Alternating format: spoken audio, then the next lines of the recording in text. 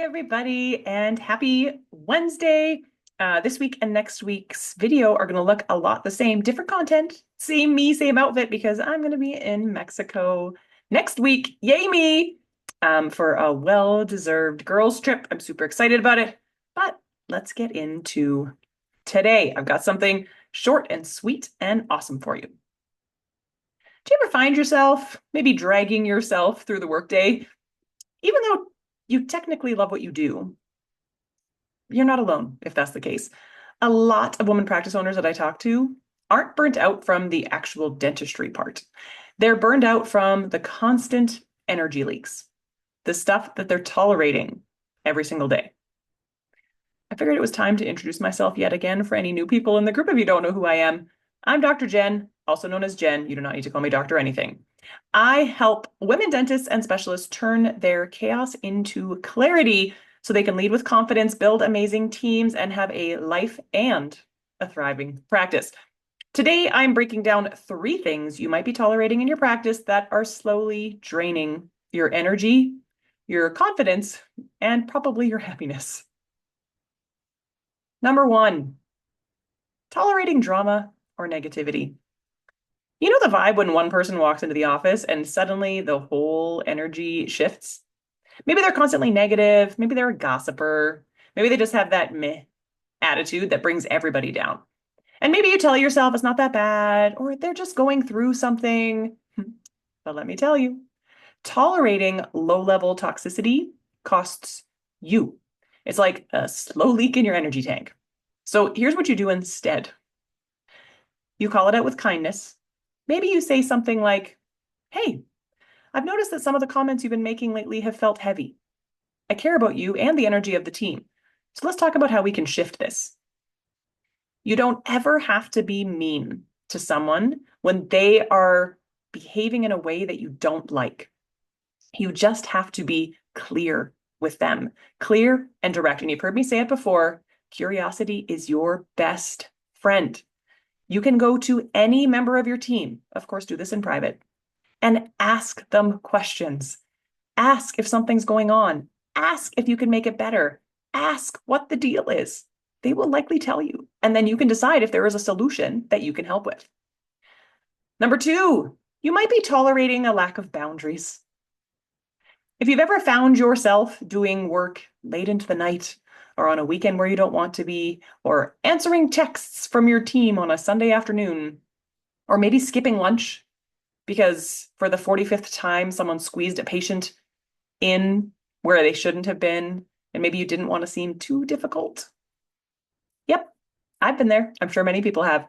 The truth is, you're not tired because you're lazy, as an example. You're tired because you've created a system where your needs always come last. Moms especially are really good at this.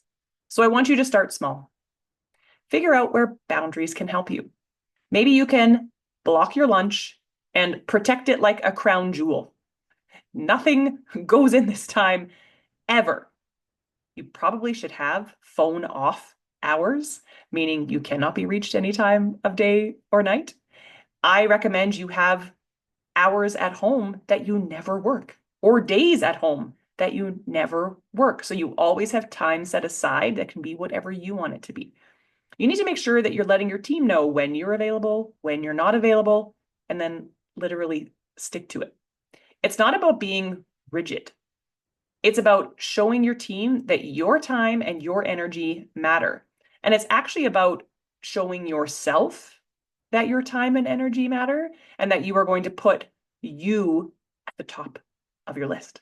Because when you do that, when you model boundaries for others, they learn to set them too.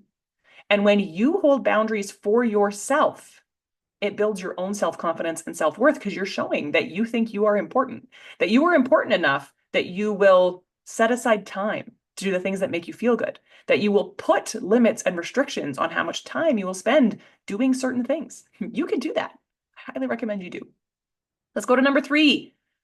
You are probably tolerating confusion, and that's because you're avoiding conflict in the practice. You know those moments where you explain something and then it doesn't get done? So you remind them, and still nothing changes. And then you're really frustrated, but you also don't want to seem mean or confrontational. So you tolerate the confusion, the repeat conversations, the underperformance, all because you don't want to rock the boat. I have a truth bomb for you, ladies. Clear is kind, vague is absolutely exhausting.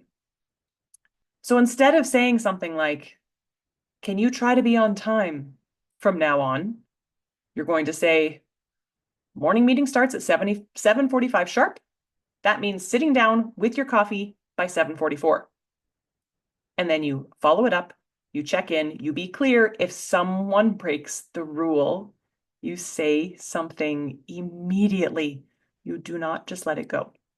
The more clarity you give, the more energy you save. Period. Women, we often think that by letting something go, by avoiding the slightly uncomfortable feeling conversation, that we are making it better for our team, or maybe even just for ourselves, but we're not. Because what we are saying or showing to the rest of the team as an example of someone's late all the time is that it's okay because we don't care. That's why we're not fixing it. That's why we're not being firm about it. It's not, and you don't have to be mean or cruel or like a dictator or yell or get upset or any of that. You can do all of this with calmness and with kindness, just like the human that you are. Whatever feels true to you, you can do this in that way. So if you're ever feeling drained at the end of the day, maybe every day, who knows? I want you to check in with yourself. What are you tolerating? What are you afraid to say out loud? Is there a boundary that you need to protect more fiercely? Because I promise you don't need a whole new team. And I promise you do not need to work harder. That is rarely the case. You just need to stop tolerating the things that are quietly breaking you down. If you want help getting out of survival mode and into that calm, confident boss energy that I know all of you can have, that's exactly the stuff that I work on with people. And so if you feel like you've had enough and you want to chat with me about how I fix that for people and help people fix it themselves, really, just let me know. I'm always around. You can message me. You can comment on this post. You can shoot me an email anytime. You do not have to do this alone. And you are not broken or doing something wrong. It's that you don't have the skill or the tool that you need to make this easy. It's just because no one taught you. Because it's not something we're taught in school or in dental school. So I want you to consider what I've said today. Although this is about work and your team, this is actually about you. This is about taking care of you. This is about making your days easier. And I want that for you. I want your days to be as easy as my days feel. I want them to be like that every single day. Thanks for tuning in if you watched this video. I will see you next week. Well, it won't be live. It's going to be recorded. I'm going to be dressed exactly the same because I'm going to be in Mexico, chilling, reading a lot of really great books, I hope. Have a good one. Bye-bye.